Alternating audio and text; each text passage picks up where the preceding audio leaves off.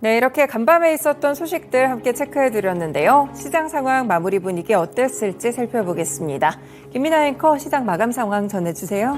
네, 미국의 CPI가 낮게 발표가 됐습니다. 예상을 했던 것보다도 낮았고요. 4월 달보다도 낮은 수치를 기록을 하면서 유럽 증시에서도 투자 심리가 일제히 개선되는 모습이 나타났는데요.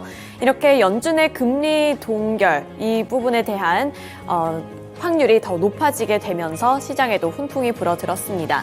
유로스톡스 50 지수 살펴보시면 0.72% 상승한 모습이고요. 4,347포인트에서 거래를 마감했습니다. 이 중에서도 주요국 증시 중에서는 독일 증시가 가장 큰 폭으로 올랐다는 점도 참고해 보시면 좋을 것 같습니다. 네, 이어서 원유 선물 가격 흐름 살펴보겠습니다. 원유 선물 가격 보시면 3% 넘게 강세를 기록을 했고요. 3.22% 오른 69.28달러의 종가를 형성했습니다. 원유 같은 경우에는 중국의 경기 부양책에 대한 기대감이 유입이 되면서 이렇게 강한 흐름을 나타내 준 건데요. 중국에서는 깜짝 금리 인하를 발표를 했습니다. 이렇게 금리 인하를 하면서 경기 부양에 나설 것이라는 전망이 더욱더 확실해지자 이렇게 원유 쪽에서도 강한 흐름이 나타났다는 점도 참고해 보시면서 투자 플랜 세워보시면 좋겠습니다. 네, 이렇게 원유 선물 가격 흐름 그리고 유럽 증시 마감 상황까지 전달해 드렸는데요. 이어서 미국 증시 마감 상황 자세한 내용은 SH 인베스트먼트 김선영 연구원 통해서 들어보겠습니다. 네, 안녕하세요. 네, 안녕하십니까? 네, 미국 증시 분위기도 좋았을 것 같은데요. 구체적인 이슈들도 함께 전해주시죠. 예, 5월 미국의 CPI가 2021년 초 이후 2년 만에 가장 낮은 수준을 보인 데 따른 안도감으로 오늘 다우존스 지수가 0.43% 상승한 것을 비롯해 S&P 500은 0.69%, 내스닥이 0.83% 상승했으며 소형주 중심의 러셀 2000 지수 역시 1.2%의 높은 상승률을 보였습니다. 오늘 시작돼 내일 오후까지 이어지는 6월 FOMC에서 금리를 동결할 가능성이 커졌다는 분석에 힘이 실리는 가운데 증권사 BofA가 S&P 500 지수가 내년 중순경까지 4,900선까지 오를 수 있을 것으로 전망한 점이 시장에 긍정적으로 반영됐습니다. BofA에 따르면 지난 1929년 이후 상승량은 평균 33.6개월, 중간값을 기준으로 하면 17.4개월 동안 지속이 됐고 이 기간 평균 114.4%, 중간값 기준으로는 76%의 상승세를 보였다면서 이를 감안한다면 이번 증시 랠리는 내년 6월까지 지속되고 지수가 4,900까지 오를 수 있다는 분석을 내놓고 있는 상황입니다. 오늘 업종별로는 운송항공, 기초소재, 임의소비재, 헬스케어, 건설업종 등이 상승했고 반면 유틸리티와 통신업종이 약세를 보였으며 벤치마크인 10년 만기 국채금리는 전일 대비 상승한 3.839%, 반면 달러 인덱스는 0.35%의 약세를 보였습니다. 오늘 특징 종목들을 보면 카타르의 재력가인 셰이크 자심이 63억 달러에 달하는 최종 제안을 제출하면서 우선 입찰자로 선정될 것이라는 소식으로 영국 프리미어 리그의 맨체스터 유나이티드의 주가가 오늘 13.7% 급등했으며 반면 순이자 수익이 감소하고 있다고 공시한 유타주 솔트레이크의 본사를 두고 있는 지방은행 자이언스 뱅크 코프의 주가는 1.6% 약세를 보였으며 향후 매출 증가 가능성을 이유로 BofA가 목표 주가를 기존의 17에서 19달러로 높인 데 따라 크루즈 선박 운영사인 노르지안 크루즈 라인의 주가는 5.7%의 급등세를 보였습니다. 앞서 말씀드린 대로 미국의 소비자 물가 상승률이 2년 내 최저 수준을 보인 데 따라 내일 FOMC에서 금리 동결이 확실시될 것이라는 예상입니다. 노동부에 따르면 지난 5월 CPI는 전달 대비 0.1% 하락하고 전년 동월 대비로는 4%가 올라 시장 예상에 부합했으며 식료품과 에너지를 제외한 근원 물가는 1년 전보다 5.3% 상승하는 데 그쳤는데요. 근원 물가는 변동성이 큰 품목을 뺀 것이어서 기초적인 물가 흐름을 보여주고 있습니다.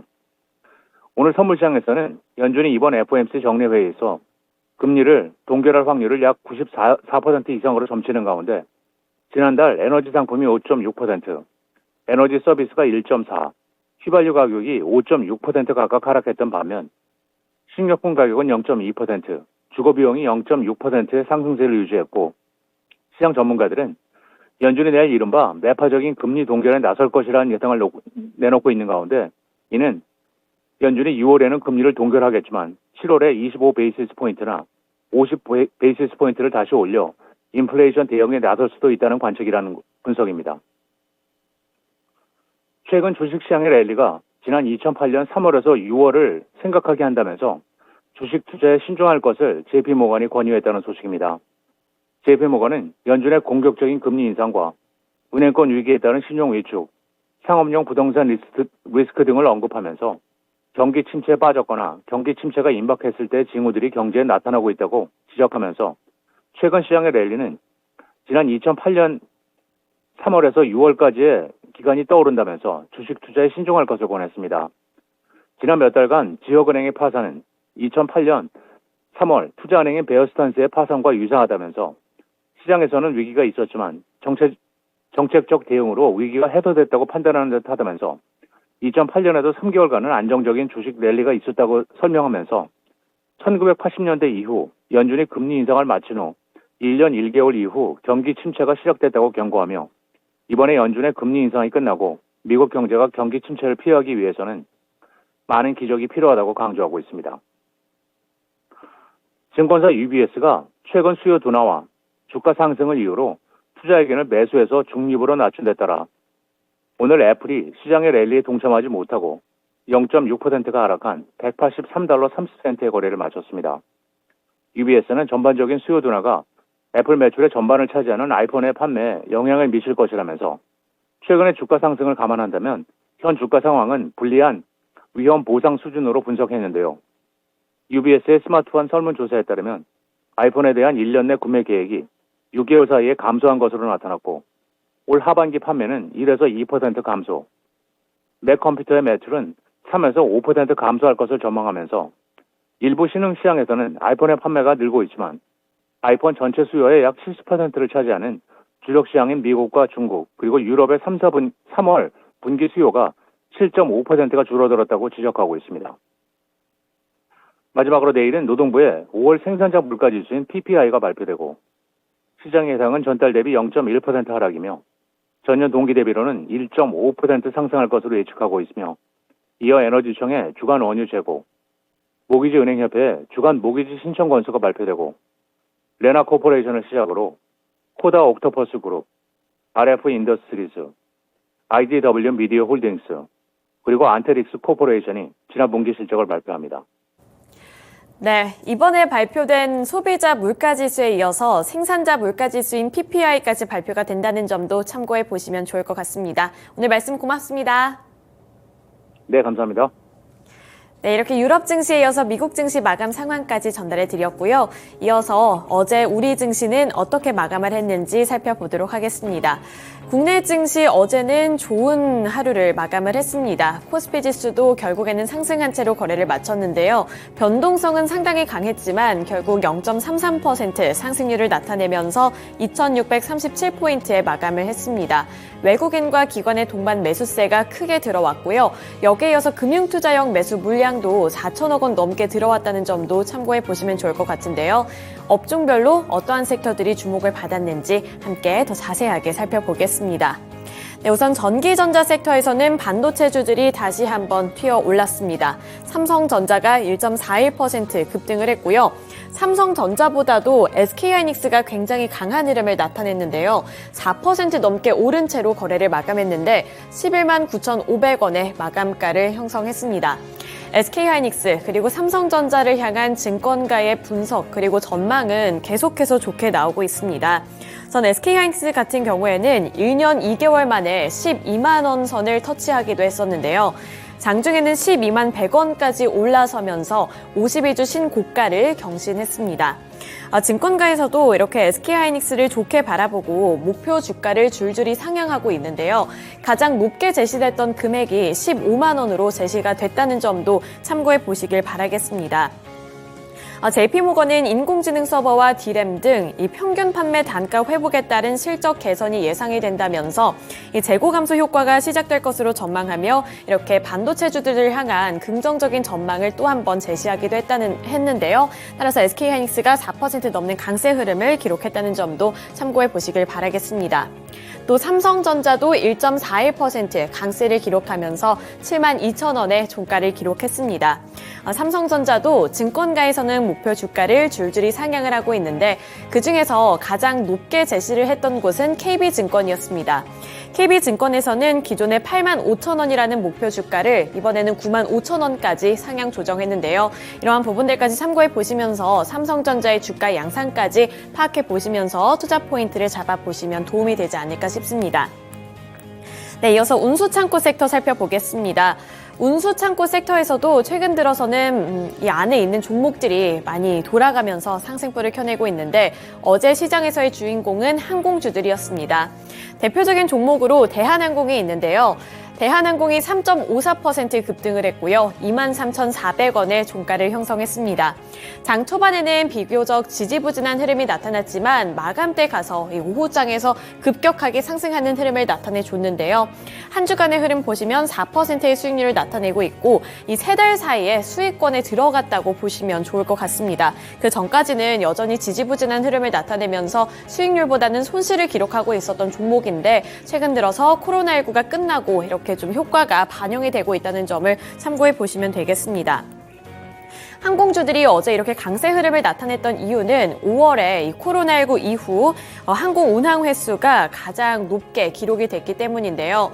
대한항공뿐만 아니라 인천공항이 발표를 했던 수송 통계를 보더라도 5월의 총 항공기 운항 횟수는 전년 동월보다 7.9% 증가하면서 2020년 1월 이후 최대치를 기록을 했습니다. 또 구체적으로 봤을 때 5월에 국제선 여객기 운항 횟수도 14% 늘어났고요. 국제선 여객 수송 인원도 8.5% 늘어나면서 마찬가지로 2020년 1월에 대비했을 때 최대치를 기록했다는 점도 확인을 해볼 수가 있었습니다. 따라서 대한항공뿐만 아니라 나머지 저가 항공주들도 일제히 고개를 들어댔고요. 저가 항공 관련 종목들, 이 저가 항공주들이 더욱더 큰 탄력을 받았습니다. 진에어가 6.19% 급등을 하면서 15,440원을 기록을 했고요. 또 제주항공도 2.67% 상승했습니다. 13,090원의 종가를 만든 가운데 나머지 항공주들도 급등을 했는데요. 티웨이 항공이 8.88%, 에어 부산이 5.61%의 상승률을 기록했습니다. 네, 이어서 다음 섹터 살펴보겠습니다.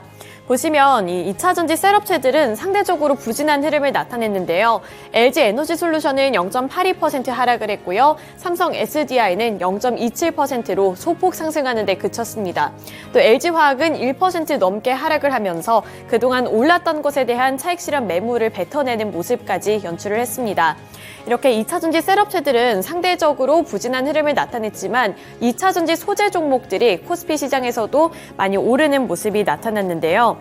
우선 이수 스페셜티 케미칼이 화학 섹터에서 살펴보시면 30%를 또 한 번 달성을 했습니다. 상한가를 기록을 하면서 40만 3천 원을 기록한 모습도 확인을 해보실 수가 있는데 상장 이후에 9거래일 연속으로 상승을 하고 있습니다. 이 9거래일 연속으로 빨간불을 켜내고 있는데 그중에서 5일 동안에는 상한가를 기록을 했고요. 그중에 어제도 포함이 되면서 전일 시장에서도 30%의 상승률을 기록을 했고요. 한 주간의 흐름 보시면 역시나 굉장한 수익률을 달성하고 있습니다. 91.9%에 달하는 수익률을 나타내고 있다는 점도 확인을 해볼 수가 있었습니다. 또 코스모 신소재도 3%대 강세로 거래를 마쳤습니다. 코스모 신소재 3.3% 오른 23만 4,500원의 종가를 형성했고요. 장 초반에가 조금 더 강한 모습이 나타났고 장 막판으로 갈수록 탄력이 둔화되는 모습이 나타나기는 했습니다만 여전히 수익권 내에서 상승불을 켜냈다는 점도 확인을 해보시면 좋겠습니다. 이렇게 2차전지주들이 강한 흐름을 나타낼 수 있었던 것은 테슬라의 영향이 컸는데요.